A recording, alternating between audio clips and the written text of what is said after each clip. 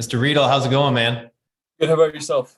I'm doing good, sir. I like the glasses, man. I think this is the first time I'm seeing you with Oh glasses yeah. on. Yeah, I guess I'm not going anywhere, so I have like whenever I play sports and stuff, I'm in contact. So Yeah. Well, that's awesome. I'm glad that today can be a chill day. It sounds like you're not in the car today. yeah, it's That's nice. dedication, man. When you're like, okay, I got to make it to the calls. I got baseball after this or track or whatever it is, and you're like, cool. I got to go ahead.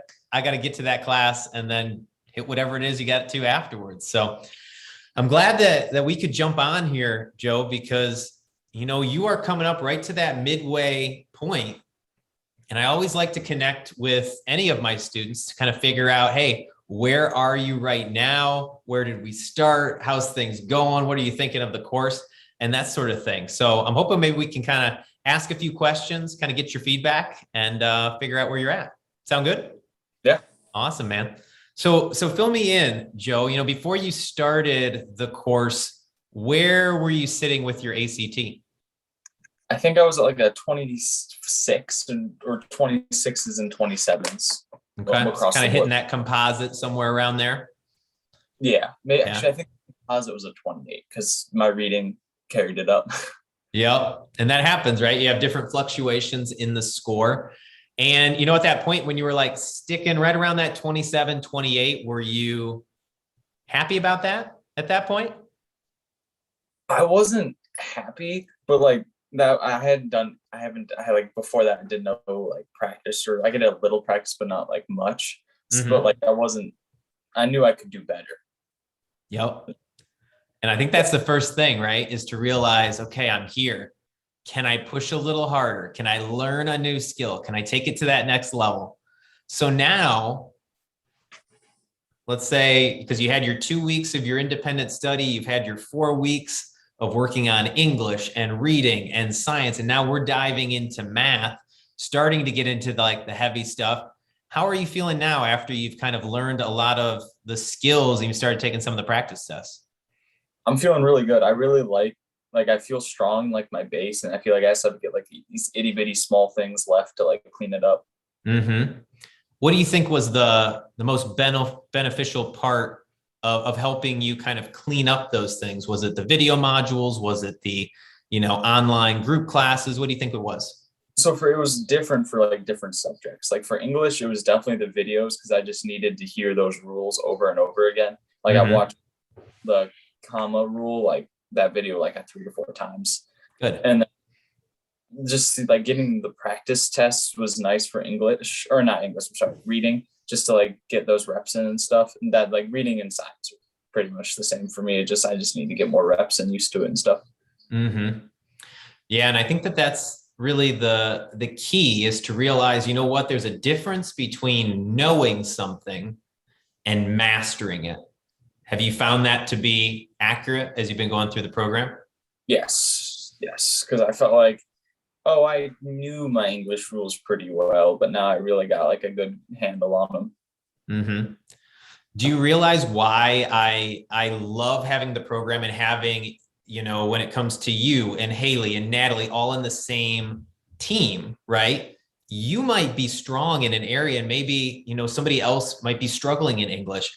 I love to be able to throw the mic to you and say, hey, here's the problem that we're stuck on. Hey, Joe, why don't you take lead point on this and see if you can explain it to somebody else? Do you think that's helpful to kind of actually know what you're talking about?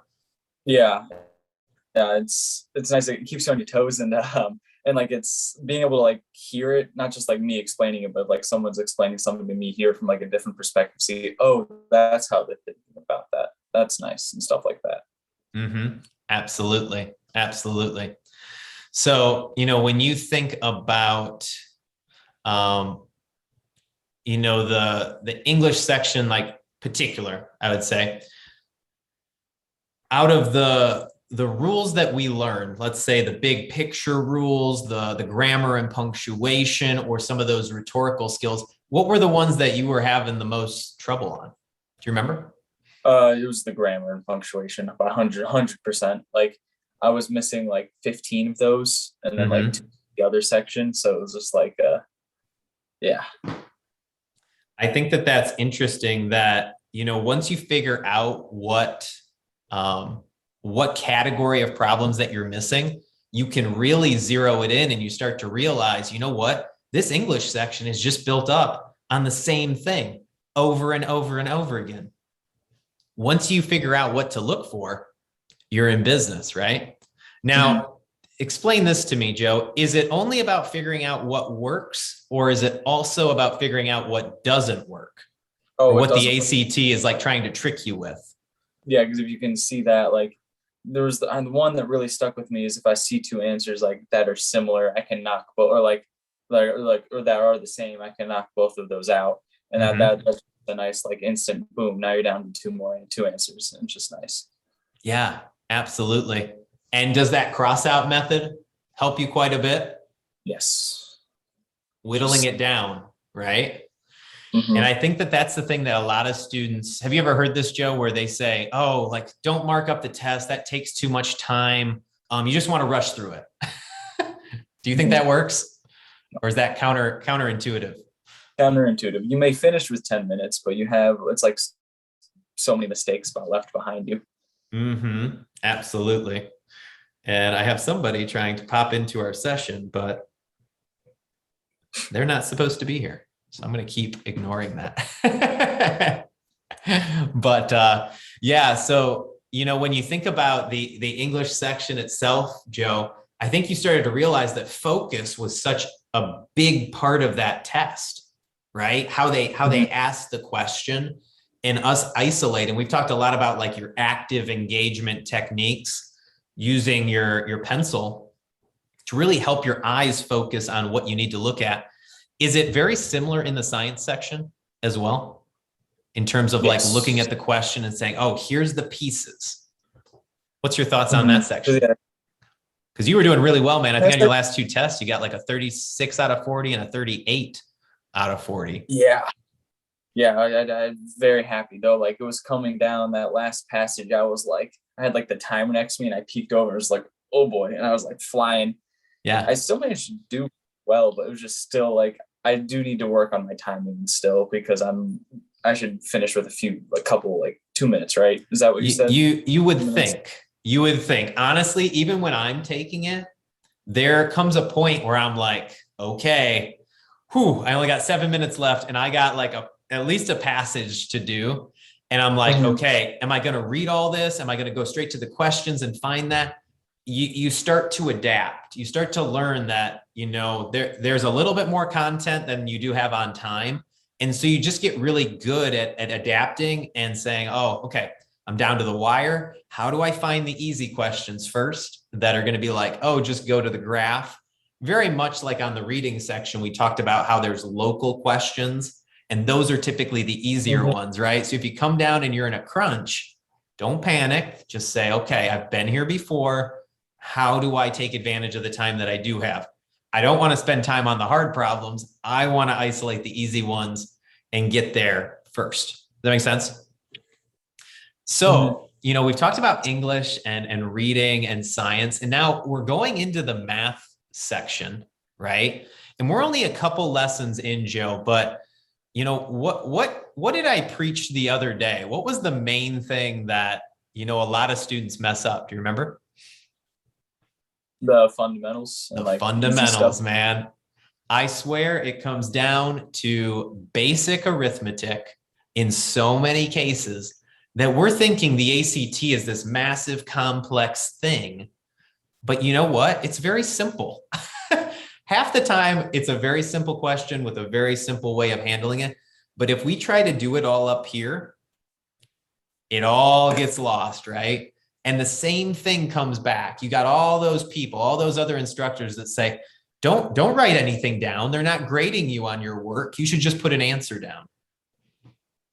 I would argue that, you know what, if we haven't created any space between our mind and putting an answer down with a little bit of work, we're probably going to get it wrong. And does that help you in the long run? Nope. No.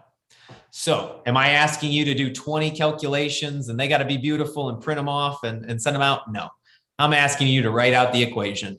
And then if you need to grab your calculator, go to town, man. But honestly, so many people make mistakes, using the calculator than just being able to do it by hand, right? So let me ask you this. I know you've been looking at the equation sheets, the kind of memorization equation sheets. Have those helped? A couple, like I'm gonna say like I know like the first 2 pages I'm pretty confident in stuff, but like the logarithms and the trig and the like logarithms are what I need to work on. Gotcha. Well, there we go. We've identified what it is that might be that area of doubt for you. And as we move into the sections that are dealing with the geometry, which is going to be a little bit of the trig and the algebra 2 stuff, which will be kind of your last week, that will get into the logarithms and the properties of that. And guess what? Those 2 things are actually some of the easiest points to pick up if you have the right tools, which is exactly what those equation sheets are designed to help you with. So it might not make sense yet, but if you go ahead and you get that stuff memorized and you got the tools up here, when we do hit that point, when you do hit that question on the test, Joe, you're going to be able to just crush it. And it's not super hard. It's just like, oh, I just need the right tool. Make sense? So I'm very excited for you. I'm very excited for Haley because you guys seem to have a very strong foundation in terms of your arithmetic, which a lot of the times, very sadly, in many cases, I'm working with 11th and 12th grade students that I'm realizing have a serious gap in their arithmetics, right?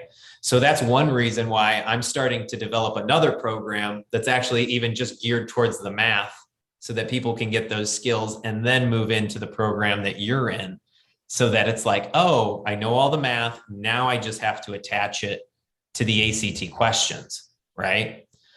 Because I think once we start getting into the actual math questions, Joe, people that are really good at solving things sometimes don't do well on the ACT math because there's a translation component. Have you ever looked at a word problem and didn't know how to translate it into the math?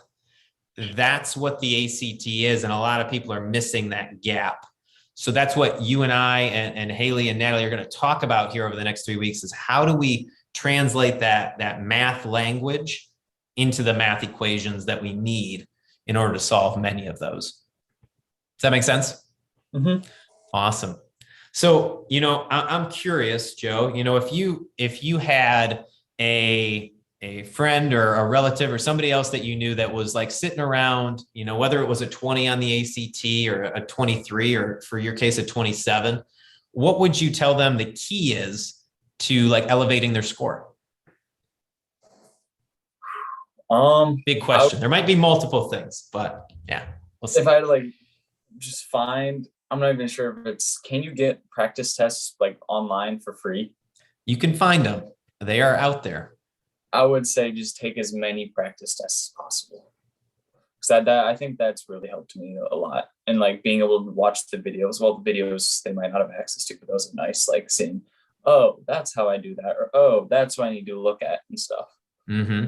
What do you think the reps help you to do?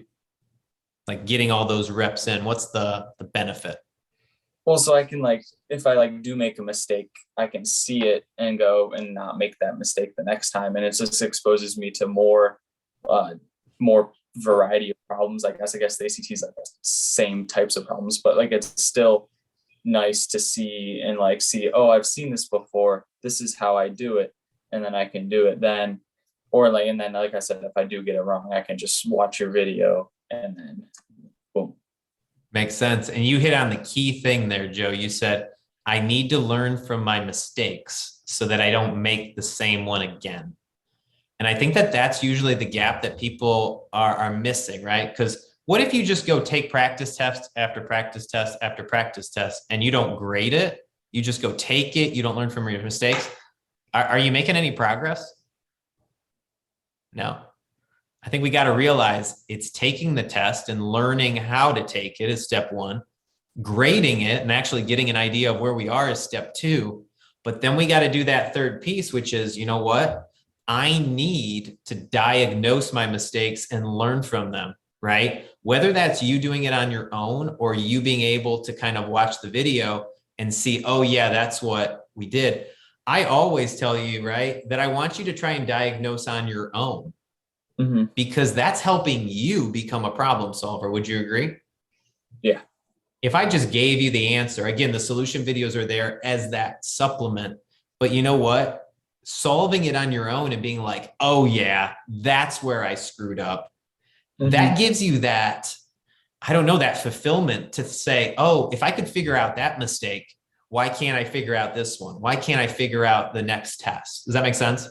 Mhm. So I think that that's the main thing that I've really designed into the program is for you guys to become independent, right? I never wanted you guys to be like, oh, Kyle, hold me up, carry me to the top, right? Because that Right. doesn't help you at all, man. Doesn't help you in the ACT, and it hell doesn't help you in life, right? When you're like, oh, okay, I'm gonna just like rely on this person to carry me to the top. I want you to become independent. I want you to take control and say, all right, if I'm not there yet, it's not their fault. It's not the test's fault. I need to change. Right. And you've been doing that in spades, man. You've been coming in, you've been showing up, you've been recording and tracking your data. And that is what creates change, man. And I'm just so incredibly proud of you for jumping in and saying, I'm in 100%. It's students like you that get there. They make it a must to say, guess what? The 27 is not good enough. I'm going for the 32, right? Not going to stop till I get there. So